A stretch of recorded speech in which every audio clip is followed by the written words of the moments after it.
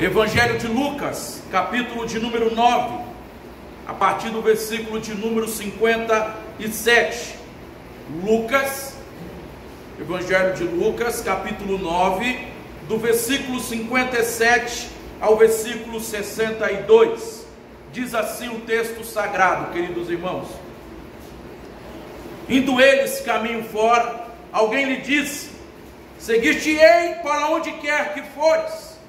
Mas Jesus lhe respondeu: as raposas têm seus covis, e as aves do céu ninhos, mas o Filho do Homem não tem onde reclinar a cabeça. A outro disse: segue-me. Ele, porém, respondeu: permite-me ir primeiro sepultar meu pai. Mas Jesus insistiu: deixa os mortos os sepultar os seus próprios mortos. Tu, porém, vai e prega o reino de Deus. Outro lhe disse: seguir-te-ei, Senhor, mas deixa-me primeiro despedir-me dos de casa. Mas Jesus lhe replicou: ninguém que, tendo posto a mão no arado, olha para trás, é apto para o reino de Deus. Ó Deus, mais uma vez nós nos voltamos para o Senhor em oração, à luz da Tua palavra agora, aberta diante de nós, pedindo tão somente: fale conosco, ó Pai, que o Senhor venha falar aos nossos corações, que o Senhor possa, em nome de Jesus, por meio da Tua palavra, ó Pai, transformar nossas vidas, impactar nossos corações, que saímos dessa manhã deste lugar transformados pelo poder da Tua palavra, em nome de Jesus. Amém, Deus. Amém e amém. Queridos irmãos, nós sabemos o valor da identidade, e em muitos casos nós gostamos da identidade que nos atribui ou aquela que buscamos ter. Todos nós gostamos que as pessoas olhem para nós e se admiram da nossa identidade, daquilo que nós somos, ou também daquilo que nós queremos ser, da maneira que nós nos comportamos ou nos apresentamos. Só que nem sempre é analisado, é avaliado o investimento que é necessário para alcançar essa identidade. Às vezes nós buscamos tanto ser alguma coisa, ser alguém diferente, e muitas vezes esse processo não é analisado, as lutas que passamos para chegar a tal lugar. Há profissões que são necessários anos de estudos, outras que requerem muita abnegação. Percebemos que sempre há algum investimento que se faz necessário, e olhando para a vida do cristão, para ser um discípulo, não é diferente. Para se tornar um autêntico discípulo de Jesus, para se tornar um verdadeiro discípulo de Jesus também, é necessário muita abnegação. É necessário, para que eu me torne um verdadeiro discípulo de Jesus, que eu entenda o custo, o preço da vida de discípulo. Porque ser um discípulo de Jesus, ser um seguidor de Jesus, não é apenas uma questão de nomenclatura ou de status. Porque hoje você falar que é gospel é legal. É legal você falar: eu vou na igreja, eu vou à igreja, não, eu estou na igreja. É legal você falar. Se tornou apenas um jargão sem profundidade, sem transformação na identidade, sem transformação no caráter. As pessoas falam que são, mas não se comportam como de maneira ou da maneira que falam que são. Elas simplesmente falam. Por isso que ser discípulo não é apenas uma questão de status, porque um discípulo de Jesus, ele é reconhecido por aquilo que ele pensa, por aquilo que ele faz e por aquilo que ele diz. O discípulo, ele é alguém que pensa diferente, que fala diferente, que age diferente. Por isso que ele é identificado dessa maneira.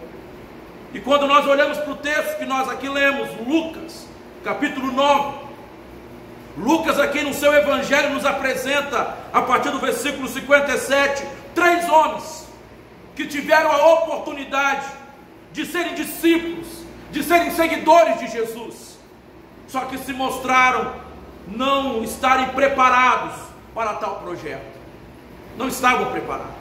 Esse relato de Lucas 9, 57 ao 62 nos leva a refletir sobre a nossa identidade como discípulo de Jesus. Ele nos leva a refletir sobre como que eu tenho sido discípulo de Jesus, se é que eu sou. Por isso que é necessário nesse texto observarmos algumas implicações, e essas implicações podem ser observadas nos diálogos de Jesus com esses homens, porque esses 3 homens nos mostram 3 tipos de discípulos, ou melhor, candidatos a seguidores de Jesus, nos levando a olhar para nós e respondermos a seguinte pergunta: que tipo de discípulo você é? Que tipo de discípulo eu sou? Que tipo de discípulo nós somos? Então eu quero olhar para esse texto e responder essa pergunta, e gostaria que você analisasse, olhando para a tua vida, à luz daquilo que vamos aprender, e responder essa pergunta com sinceridade: que tipo de discípulo você é? Se não, vejamos. Em primeiro lugar, o texto aqui apresenta aqueles que têm uma motivação errada. Os candidatos ao discipulado, ao discípulo, aos seguidores, que têm uma motivação errada. Olha novamente o versículo 57 e 58. Diz assim: Jesus aqui está caminhando com os seus 12 discípulos. Então, indo eles caminho fora, alguém lhe disse: seguir-te-ei para onde quer que fores. Mas Jesus lhe respondeu: as raposas têm seus covis, e as aves do céu ninhos, mas o Filho do Homem não tem onde reclinar a cabeça. E de acordo com o Evangelho de Mateus, capítulo 8, verso 19, é a única referência que tem desse primeiro homem. Ele é um escriba. E aqui, ele afirma querer andar com Jesus, ele afirma querer seguir Jesus. Ele diz: Senhor, eu vou te seguir aonde quer que fores, eu quero ir contigo, eu quero lhe seguir. Só que ao ser interpelado pelo Salvador, por Jesus, nós percebemos que ele não estava disposto a abrir mão de algumas regalias que ele tinha na vida. Ele queria seguir a Jesus, mas continuar com o estilo de vida dele. Ele queria seguir a Jesus, mas queria continuar vivendo o padrão dele. Ele queria seguir a Jesus, mas querendo continuar com algumas questões. Não, Deus, eu vou te seguir, Jesus, mas eu quero, isso aqui não mexe não, isso aqui é meu, não quero que mexa com isso não. Por isso que seguir a Jesus é uma experiência muito rica. É discípulo de Jesus, é maravilhosa seguir Jesus, só que não é fácil. Não é fácil. Ser discípulo de Jesus não é uma tarefa fácil. Ser discípulo de Jesus não é um caminho fácil. Jesus aqui, quando o texto diz que eles estavam indo o caminho afora, quando nós olhamos a narrativa, entendemos que o caminho que Jesus está fazendo, ele estava indo para Jerusalém, ele ia ser preso, ele ia ser morto. O caminho de seguir a Jesus é um caminho de sacrifício, é um caminho de cruz. E Jesus, ele sendo filho de Deus, ele deixa claro: olha, filho, você quer me seguir, mas entenda uma coisa: as raposas, ela tem o seu covil, ela tem onde se esconder. Os passarinhos têm os seus ninhos, mas o Filho do Homem não tem onde reclinar a cabeça. Por isso eu preciso entender essa palavra de Jesus. Por que Jesus disse isso para ele? Porque aqueles que querem seguir a Jesus, motivados por vantagens pessoais e terrenas, recebem dele uma imediata resistência. Não adianta, não é assim que se segue, não é assim que se torna. O seguidor de Jesus não deve contar com uma vida de luxo. Se você pensa em querer ser discípulo de Jesus e continuar tendo uma vida de luxo, de prazer, de vantagens pessoais, materiais, você está enganado na sua vida cristã e discípulo, como discípulo de Jesus.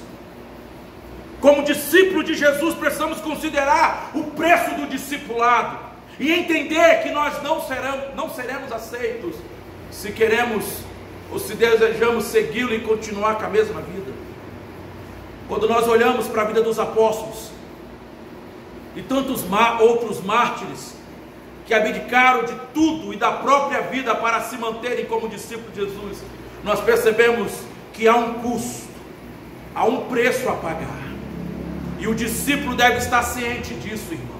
Seguir a Jesus é que é abnegação, seguir a Jesus é que é pagar um preço, seguir a Jesus é que é que você entenda que você abre mão de si mesmo, porque você não vive mais a tua vida, você não vive mais aquilo que você quer, você não faz mais aquilo que você acha que quer e deve fazer, porque ser discípulo é entender que Ele muda a nossa vida, porque a vida que eu tenho não é minha, é dEle. Eu estava morto nos meus delitos e pecados, Ele me resgatou e me deu uma nova vida. Por isso que Paulo disse, eu não vivo mais eu, é Cristo que vive em mim, porque a minha vida eu a perdi pelo pecado, e Ele me deu uma nova vida. Então essa nova vida não é minha, a minha vida é de pecado, eu estava condenado. A vida que eu tenho, se eu estou vivo, é graças a Ele, não é a minha vontade que eu faço, não é do jeito que eu quero, é do jeito dEle, porque Ele é o meu Senhor, é Ele que é o meu Salvador.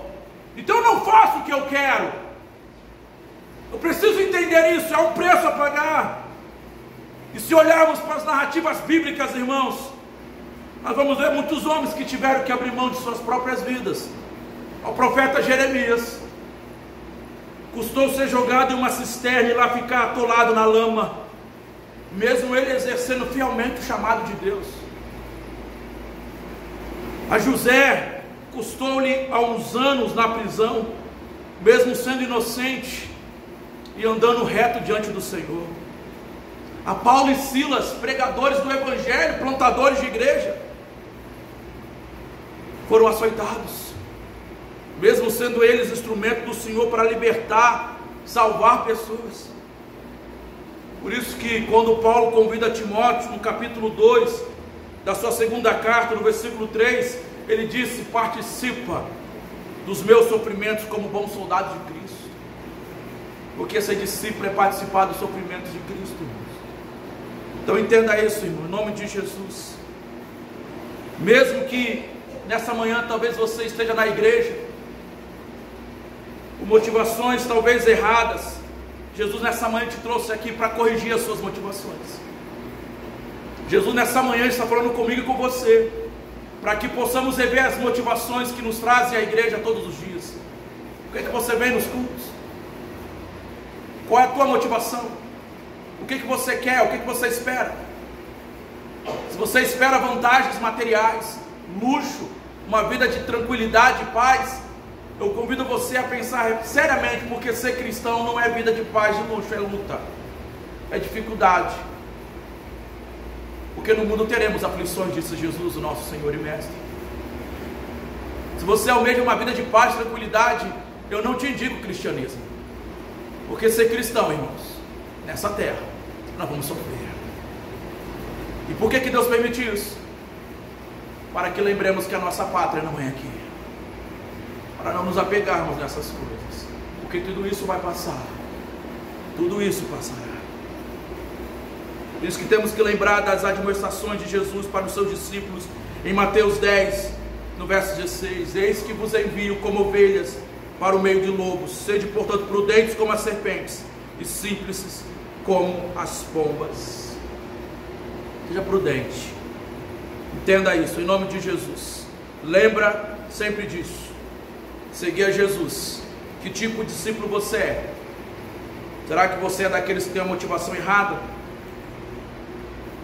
Mas eu aprendo uma segunda coisa com esse texto. Em segundo lugar, o texto apresenta para mim um outro tipo de discípulo, que eu preciso também avaliar a minha vida. Aqueles que têm uma prioridade errada. Olha aí os versículos 59 e 60. Os versículos 59 e 60 dizem assim: a outro disse Jesus: segue-me. Ele, porém, respondeu: permita-me ir primeiro sepultar meu pai. Mas Jesus insistiu: deixe aos mortos o sepultar os seus próprios mortos. Tu, porém, vai e prega o reino de Deus. Aqui nesse segundo episódio, nós podemos ver algo bem interessante. Que agora o segundo homem, ele teve a honra, o privilégio de ser chamado pelo próprio Senhor, pelo próprio Jesus, ser convocado por Jesus diretamente. Diferente do primeiro, que se ofereceu. Aqui agora Jesus o convida. Jesus fala para ele: segue-me, vem comigo, anda comigo, me segue. É uma convocação como a nossa convocação, onde o Senhor nos chamou das trevas para a sua maravilhosa luz. Nós que estávamos mortos em nossos delitos e pecados, passamos a ter vida com Ele por causa do chamado dele para nós. Só que esse segundo homem parece não ter entendido o chamado e a dimensão desse chamado. Tanto que o texto nos mostra e nos revela que ele tinha algo mais importante. Ele tinha algo mais necessário, segundo ele, para ele. A prioridade da sua vida naquele momento não era seguir Jesus, era sepultar o seu pai. Jesus o chama: segue-me. E ele disse: não, Senhor, peraí, eu preciso ir primeiro. Deixa eu primeiro sepultar meu pai, aí depois eu sigo o Senhor. Depois eu vou te seguir, Senhor. Depois eu vou fazer o que o Senhor quer. Deixa primeiro eu fazer isso aqui, depois eu faço aquilo que o Senhor deseja, aquilo que o Senhor quer. E quando eu olho para isso, é possível que essa resposta dada a Jesus revele o desejo desse homem, que ele tinha de esperar primeiro a morte do seu pai, aproveitar os possíveis últimos anos de vida do seu pai, para depois então da morte do seu pai, ele seguia Jesus livremente. E entenda uma coisa aqui, em nome de Jesus. Jesus aqui, ele não está incentivando desonrar pai e mãe. Não é isso que Jesus está dizendo. Ele está mostrando para este homem que a pregação do reino, a pregação do evangelho, deve ser a prioridade de um discípulo. E é isso que é mais importante, a pregação do reino. Por isso que Jesus disse para ele: deixa os mortos sepultar os seus próprios mortos, tu, porém, vai e prega o reino de Deus. A mensagem do evangelho é mais importante do que qualquer outra coisa. A mensagem do reino de Deus é mais importante do que qualquer outro motivo ou prioridade que eu tenha na vida. O que eu tenho que entender, queridos irmãos, é que todo aquele que é chamado por Deus é enviado de Deus. Quem encontrou o pão da vida não pode só negar esse pão aos que perecem.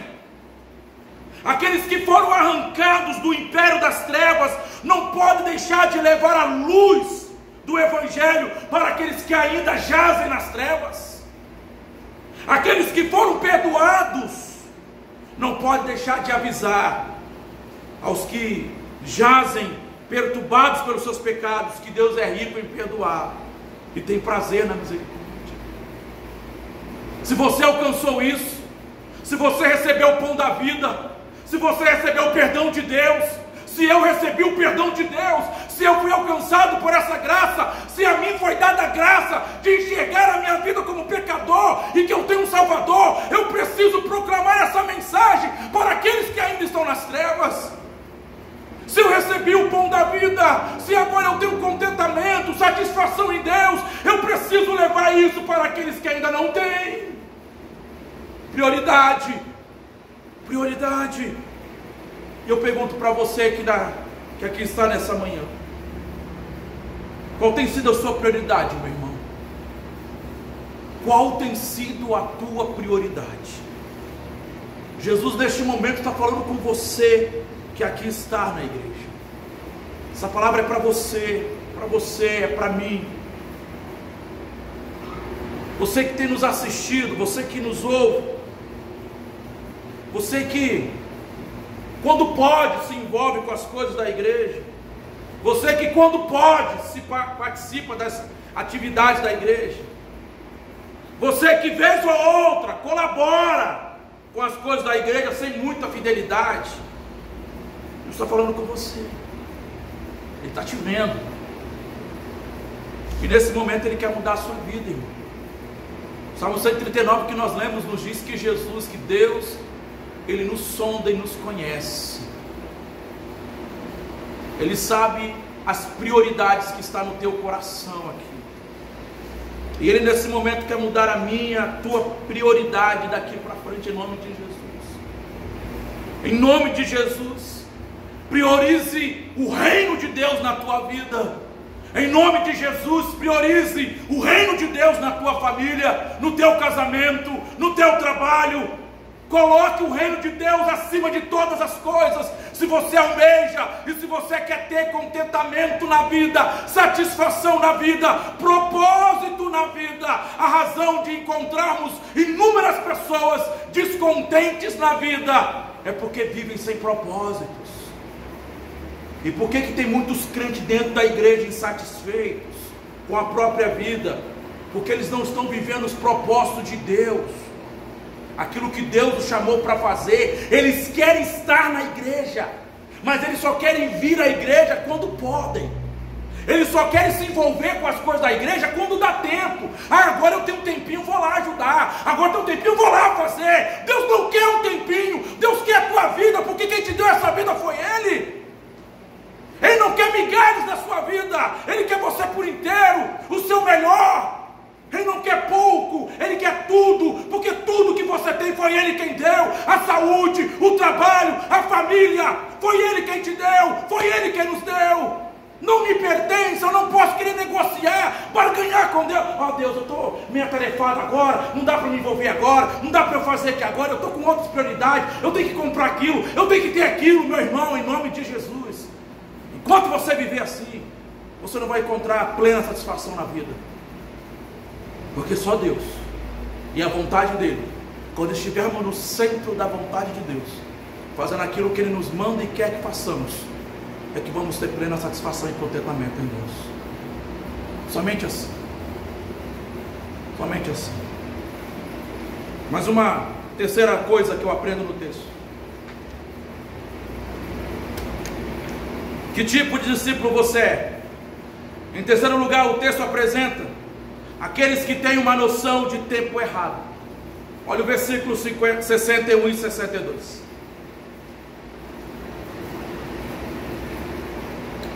Outro lhe disse: seguir-te-ei, Senhor, mas deixa-me primeiro despedir-me dos de casa. Mas Jesus lhe replicou: ninguém que, tendo posto a mão no arado, olha para trás, é apto para o reino de Deus. Esse terceiro e último episódio mostra mais um homem que se dispõe a seguir a Jesus. Só que ele parece não estar tão determinado a isso. Ele pede para primeiro se despedir dos de casa. Talvez este seja o diálogo mais intrigante nessa passagem, porque talvez nós poderíamos argumentar aqui da seguinte maneira: que mal há numa despedida? Que mal há em você se despedir? O texto aqui não explica o porquê, mas nós temos plena confiança. Jesus, o conhecedor de todas as coisas, aquele que conhece as intenções, aquele que conhece as motivações, Ele conhece o que passava no coração das pessoas. Ele sabia que este homem não estava com o coração totalmente engajado no reino de Deus, e por isso ele fala sobre a importância de não olhar para trás. Por isso que Jesus respondeu para ele: ninguém que tendo posto a mão no arado e olha para trás é apto do reino. Se você diz que quer seguir-me, então me segue, olha para frente. Não me segue olhando, mas eu queria ir, eu queria ir, mas não, queridos, não existe mais. Não existe mais. O discípulo é chamado a olhar para frente, chamado para avançar, e por isso não pode ter alguma coisa que o prenda e o faz voltar, olhar, desejar, querer estar, querer voltar. Não, você não pode querer estar aqui e olhando, querendo estar lá atrás. Não. Possivelmente o coração deste homem estava dividido. A nobre honra de ser um discípulo não permite que o discípulo tenha um pé em uma coisa e o outro pé na outra. Ou você está em Cristo, ou você está no mundo. Você não pode querer as duas coisas. Ou você serve o Senhor Todo-Poderoso Deus, ou você serve a si mesmo, os teus desejos e caprichos e vontades. Eu preciso refletir sobre isso. Que tipo de discípulo eu sou? Será que eu tenho a noção errada de tempo? Ser um discípulo de Jesus é algo nobre, irmãos. Ser um discípulo de Jesus é algo ímpar, sublime. E é necessário lembrar que justamente com a honra, juntamente com essa honra, há também responsabilidades, as quais não podem ser esquecidas. E eu preciso lembrá-las sempre. Essa identidade de ser discípulo requer saber que há um custo. Sempre haverá o que abrir mão para o reino de Deus, para que o reino de Deus seja prioridade na minha vida. Haverá momento que eu não vou poder atender os caprichos da minha esposa, porque eu não sirvo a ela, eu sirvo a Deus. Preciso deixar isso muito claro para ela e para a minha família. Eu sirvo a Deus, quem me salvou foi Deus. Eu sirvo o reino de Deus, e não são os caprichos, não são as vontades de uma mulher ou de um homem. Ah, meu marido, a minha mulher, ai menino, ai meu patrão. O reino de Deus deve ser prioridade em nossas vidas. No reino de Deus não há espaço para distração, e nem para o saudosismo, ficar distraído. De vez em quando eu vou lá na igreja, vou lá, me envolvo, depois sumo. Aí depois eu volto.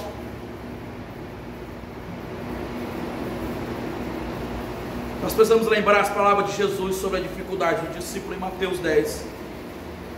No versículo 34 e 39 diz bem assim.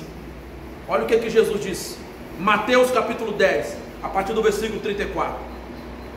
Não penseis que vim trazer a paz à terra. Jesus falando. Não penseis que vim trazer paz na terra.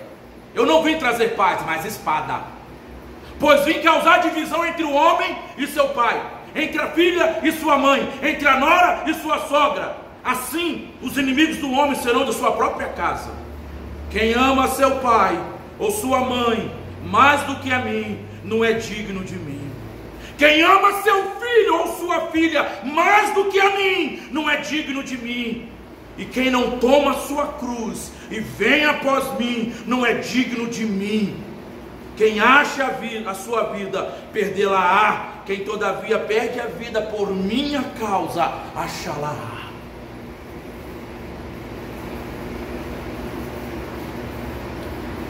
Que tipo de discípulo você é? Eu quero concluir essa mensagem desafiando a cada um de nós nesse momento. Que reflitamos em nossa própria vida e responder com sinceridade essa pergunta. Respondermos com sinceridade. Que tipo de discípulo eu sou? Eu preciso ser muito sincero. Será que eu sou o discípulo que tem motivação errada? Será que eu sou aquele que tem a prioridade errada? Ou aquele que tem a noção de tempo errado? Que tipo de discípulo eu sou? Você precisa responder a si mesmo e então, analisando a tua resposta, tomar a decisão, irmão. Toma uma decisão, enquanto é tempo. Toma uma decisão. Não leve de qualquer maneira. Não leve na brincadeira aquilo que Deus leva a sério. Não brinque de ser crente. Não brinque de vir à igreja. Não brinque de ser discípulo. Não leve na brincadeira aquilo que Deus leva a sério, porque isso vai lhe custar muito, e muito caro. Deus conhece o teu coração. Por isso que Jesus disse: nem todos que me dizem Senhor, Senhor entrarão no reino dos céus, mas aquele que faz a vontade do meu Pai. Então não é ouvir a igreja, é ser igreja. É ser. Que tipo de discípulo você é? Que você possa olhar para si e responder com sinceridade essa pergunta e assim tomar uma decisão quanto a isso. Fiquemos de pé, vamos orar.